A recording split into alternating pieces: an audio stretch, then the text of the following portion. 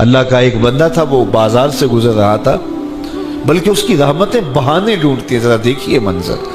تو اس نے دیکھا ایک شرابی ہے، وہ گندی نالی پہ گرا ہوا ہے اور گندے پانی سے اس کا منہ گندا ہو رہا ہے۔ انسان کے احترام کے ناطے دل میں ترس جاگا اور اس کو وہاں گندی نالی سے اٹھایا اور اس کا منہ دھویا اور گھر کا رستہ دکھایا۔ خیر شام ہوئی، رات پڑی، جب پچھلا پہر ہوا تو وہ بزرگ جنہوں نے دن کو شرابی کا منہ دھویا تھا تو وہ مسجد میں تہجد پڑھنے کے لیے آئے، تو کیا دیکھا کہ وہی شرابی جو دوپہر کو گندی نالی پہ دھت پڑا تھا آج اس بزرگ سے بھی پہلے مصلی پہ کھڑا ہو کے نماز پڑھ رہا ہے۔ تو بڑی حیرت ہوئی کہ یہ تو وہ دن والا شرابی ہے اور میں نے آج اس کا منہ دھویا تھا، نشے میں دھت پڑا تھا۔ تو حیرت کا اظہار کیا تو ہاتف سے آواز آئی، میرے بندے تو نے اس کا منہ دھو دیا تھا، میں نے اس کا دل دھو دیا ہے۔ تو جب بندہ اللہ کے حضور توبہ کرتا ہے، اس کے حضور معافی مانگتا ہے، تو پھر وہ کتنا عطا کرتا ہے، اور بندے کے گناہوں کو معاف ہی نہیں کرتا بلکہ اس کے گناہوں کو نیکیوں میں بدل کے رکھ دیتا ہے۔ یہ بندے پر اللہ کی کرم نوازیوں کے برستے رنگ ہیں۔ التائب من الذنب کمن لا ذنب لہ، گناہ سے توبہ کرنے والا ایسا ہوتا ہے جیسے اس نے گناہ کیا ہوا ہی نہیں۔ حدیث پاک میں آتا ہے کہ قیامت کے دن ایک شخص اپنا نامہ اعمال کھولے گا اور اسے فرمایا جائے گا کہ اپنے نامہ اعمال کو پڑھو، تو وہ نامہ اعمال پڑھنا شروع کرے گا۔ اب اس نے بڑے بڑے جرم کیے ہوں گے اور چھوٹے چھوٹے گناہ بھی کیے ہوں گے۔ اب اللہ سے حیا کرتے ہوئے، شرم کرتے ہوئے جو بڑے گناہ ہیں ان کو چھوڑتا جائے گا، صرف نظر کرتا جائے گا اور چھوٹے چھوٹے گناہ پڑھتا جائے گا۔ جب وہ سارا نامہ اعمال پڑھ چکے گا تو آواز آئے گی، بندے جا، میں تیرے سارے گناہوں کو بدل کے نیکیوں میں تبدیل کر دیا۔ تو وہ کہے گا، اے اللہ ابھی تو میرے بڑے بڑے گناہ رہتے تھے جو میں نے ابھی پڑھے ہی نہیں۔ تو جب یہ بات اللہ کے محبوب نے ارشاد فرمائی تو حضور اتنا مسکرائے کہ صحابہ کو حضور کی داڑھیں نظر آنے لگی۔ پہلے وہ کہہ رہا ہے کہ چھوٹے چھوٹے گناہ پڑھتے اور بڑے چھوڑتا چلا جاتا ہے، اور جب یہ اسے پتا چلا کہ ان گناہوں کو بدل کے نیکیوں میں تبدیل کر دیا جائے گا تو وہ کہتا ہے ابھی تو بڑے بڑے گناہ میرے رہتے تھے۔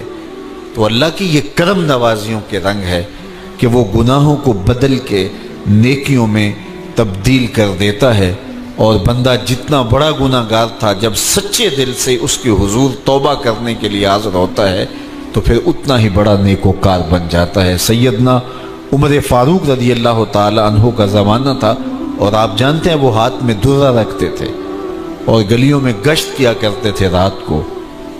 دن کو بھی آپ دیکھتے تو ایک شرابی تھا جو ہاتھ میں شراب کی بوتل لیے آ رہا تھا، اچانک گلی کا موڑ کاٹا تو آگے حضرت عمر آ رہے تھے، ایک دم ڈر گیا اور دل ہی دل میں کہا، اے اللہ حضرت عمر کے قہر سے بچا لے، ساری زندگی شراب نہیں پیوں گا۔ سچی توبہ کر دی اور جلدی سے وہ شراب کی بوتل بغل میں دبا لی۔ اتنے میں حضرت عمر بھی سر پہ پہنچ گئے اور کڑک کے کہا، گرج کے کہا کہ یہ تیرے پاس کیا ہے؟ تو تھی تو شراب۔ اب ڈرتے ہوئے اس نے کہا، حضور یہ سرکہ ہے۔ تو حضرت عمر فرمایا، نکالو۔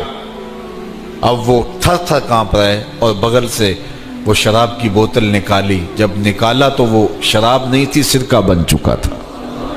تو جو اللہ شراب کو سرکے میں بدل دینے پہ قادر ہے، وہ گناہوں کو نیکیوں میں بدل دیتا ہے۔ تو یہ ایک صورت دکھائی کہ دیکھو یہ شراب کو سرکے میں تبدیل کر دیا، تمہارے گناہ بھی نیکیوں میں تبدیل کر دیں گے۔ تم آؤ تو صحیح اس کی چوکھٹ پہ، تم ہاتھ تو پھیلاؤ۔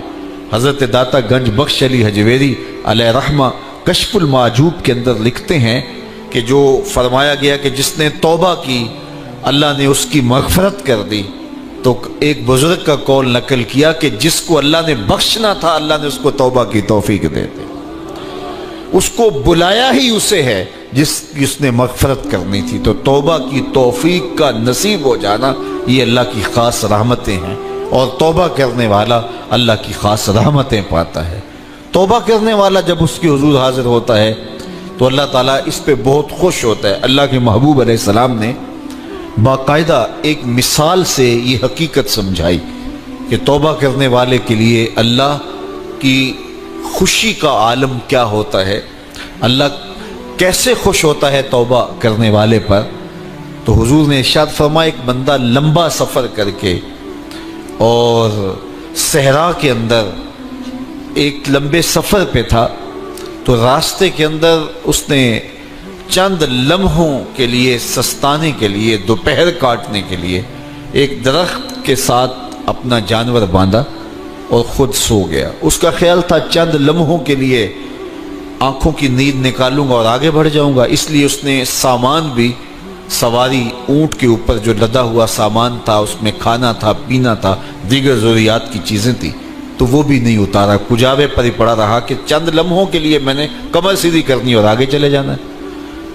تو تھوڑی دیر کے بعد اس کی آنکھ کھلی تو کیا دیکھتا ہے کہ اونٹ ماں ساز و سامان کے غائب ہے۔ تو صحرا میں اونٹ کا گم جانا زندگی گم جانے کے مترادف ہے۔ تا حد نظر نہ کوئی آبادی، نہ کوئی انسانی وجود، تو پھر زندگی نہیں موت کے منہ میں اپنے آپ کو دھکیل لینا ہے جنگل میں، اگر آپ کے پاس کچھ باقی نہیں بچتا ہے۔ تو اس نے دیکھا کہ سواری غائب ہے، سواری غائب ہے تو اس کے اوپر جو سامان تھا وہ بھی غائب ہے، تو وہ دائیں بائیں بھاگا دوڑا اس خیال سے کہ میں جو ہے وہ اپنی سواری کو تلاش کر لوں، لیکن سواری نہیں مل پائی۔ تو پھر وہ دوبارہ آیا اور اسی جگہ بیٹھ گیا، اب موت کا انتظار کرنے لگا۔ چونکہ صحرا میں سواری گم گئی اور میلوں تک انسانی آبادی ہی نہیں ہے، تو وہی پیاس سے ہلکان ہوا، بے چین ہوا، وہاں درخت کے ساتھ ٹیک لگا کے موت کا منتظر ہو کے بیٹھ جاتا ہے، اور یوں بیٹھے بیٹھے اس کی آنکھ لگ جاتی ہے۔ اچانک اس کی آنکھ کھلتی ہے تو کیا دیکھتا ہے کہ اونٹ ماں ساز و سامان کے پاس کھڑا ہے۔ تو اونٹ کا ملنا زندگی مل جانا تھا، تو وہ اتنا خوش ہوا کہ خوشی سے اس کی زبان بل کھا گئی۔ وہ کیا کسی نے کہا نا کہ جب بھی تیری قربت کے امکان نظر آئے ہم اتنے خوش ہوئے کہ پریشان نظر آئے۔ تو کہنا تو یہ تھا کہ اے اللہ تو میرا رب اور میں تیرا بندہ، لیکن وہ خوشیوں کے ہجوم میں درک گیا اور کیا کہتے ہیں، اللہم انت عبدی وانا ربک، اے اللہ تو میرا رب، تو میرا بندہ اور میں تیرا رب۔ تو اس قدر وہ خوشیوں میں درک گیا کہ اس کو اپنی زبان پہ قابو اور کنٹرول نہ رہا۔ کسی کے آنے سے ایسے ہوش اڑے ساقی کے، شراب سیخ پہ ڈالی اور بوتل میں کباب۔ تو کہتا ہے اللہم انت عبدی وانا ربک، تو میرا بندہ اور میں تیرا رب۔ تو یہ اس کی زبان قابو میں نہ رہی اور وہ بل کھا گیا، خوشیوں کا ہجوم ایسا ہوا۔ تو اللہ کے محبوب نے یہ مثال بیان کرنے کے بعد ارشاد کیا، مجھے بتاؤ اس بندے کو کتنی خوشی ہوئی کہ زبان پہ قابو نہیں، جذبات پہ کنٹرول نہیں، کہنا کچھ ہے بول کچھ رہا ہے۔ تو صحابہ نے عرض کی حضور بہت خوشی ہے۔ تو فرمایا جس طرح یہ بندہ اونٹ کے ملنے پر واپس آنے پہ خوش ہوا، حتیٰ کہ خوشیوں کے ہجوم میں اس کی زبان بھی قابو میں نہیں رہی، یہ بتا رہا ہے خوشیوں کے وفور کا عالم اور مسرتوں اور جو ہے وہ خوشیوں کی کثرت کا عالم بتا رہا ہے۔ تو فرمایا یہ بڑا خوش ہوا جب کوئی بندہ پلٹ کے مالک کی دہلیز پہ آتا ہے، اللہ اس سے بھی زیادہ خوش ہوتا ہے کہ میرا بندہ میری چوکھٹ پہ آ گیا۔ تو پھر اللہ یہ نہیں دیکھتا کہ اس کے گناہ کتنے، سمندر کی جھاگ کے برابر بھی گناہ ہو تو معاف کر دیے جاتے ہیں، اس لیے کہ میرا بندہ پلٹ کے میری چوکھٹ پہ آیا ہے۔ تو توبہ اللہ کو محبوب ہے، اللہ کو مطلوب ہے، اللہ کو چاہیے کہ بندہ اس کے حضور آئے اور پھر اللہ جل شانہ اس کی مغفرت و بخشش فرما دیتا ہے۔ یہ موسم نور کے موسم ہے، عام دنوں میں بھی توبہ کرو، دن میں کرو یا رات کو کرو، کسی بھی مقام پہ توبہ کرو، اللہ معاف کر دینے والا ہے۔ لیکن یہ خاص ایام تو ایسے ہیں کہ اللہ کی رحمتیں بندوں کو معاف فرما دیتی ہیں، اور اگر کوئی توبہ کا جو ہے وہ دامن پکڑ کے آ جائے، اس کے حضور حاضر ہو جائے، تو پھر اللہ تعالیٰ جل شانہ بندوں کی خطائیں بھی معاف کرتا ہے اور ان کے گناہوں کو بدل کے نیکیوں میں تبدیل کر دیتا ہے۔ خوش نصیب ہیں وہ لوگ جو ان بابرکت ایام میں اپنی بخشش کا سامان کر لیتے ہیں، اور ان سے بڑا بدبخت بھی کوئی نہیں جو ان سہانے موسموں میں بھی پیاسے رہتے ہیں اور ان موسموں میں بھی ان کی بخشش و مغفرت نہیں ہو پاتی۔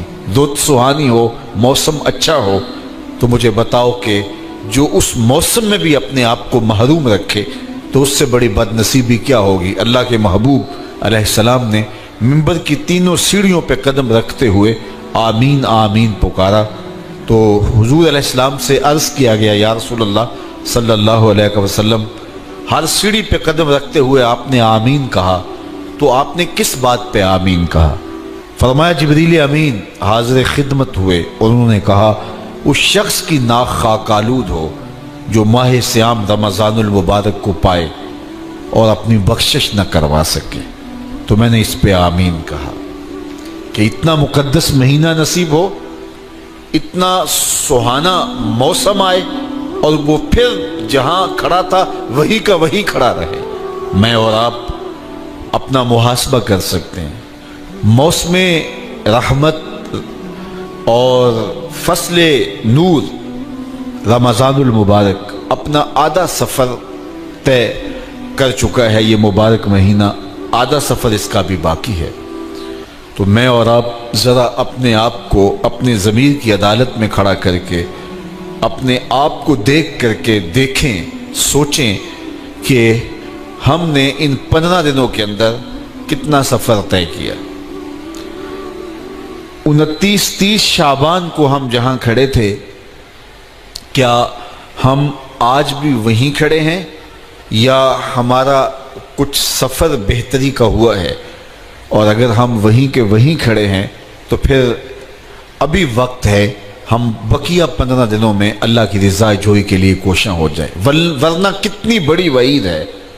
جبریل دعا کر رہے ہیں اور اس پہ حضور آمین کہہ کے مہر لگا رہے ہیں، اس شخص کی ناک خاک آلود ہو جو ماہ صیام کو پائے اور اپنی بخشش نہ کروا سکے۔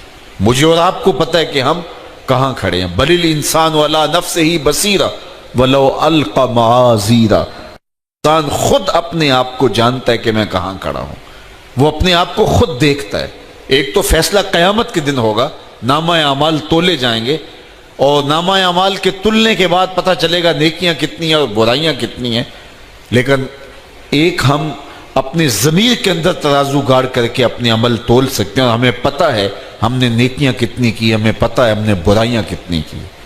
جو نیکیاں کی ان میں اللہ کی رضا کے لیے کتنی کی، لوگوں کے دکھاوے کے لیے کیا کیا، خواہش نفس کے لیے کیا کیا، لوگ اس کو نیکی سمجھتے رہے لیکن ہم تو سمجھتے ہیں وہ نیکی ہے کہ نہیں ہے۔ اس طرح جو برائیاں کی وہ تو برائیاں ہیں۔ تو میں اور آپ اپنے ضمیر کی عدالت میں ترازو گاڑ لیں اور اپنے اعمال کو ابھی تول لیں۔ فرمایا گیا حاسبو قبل ان تحاسبو، قبل اس سے کہ تمہارا حساب کیا جائے تم اپنا حساب پہلے ہی کر لو۔ تو اپنے اندر کی ستھرائی، اپنے اندر کی پاکیزگی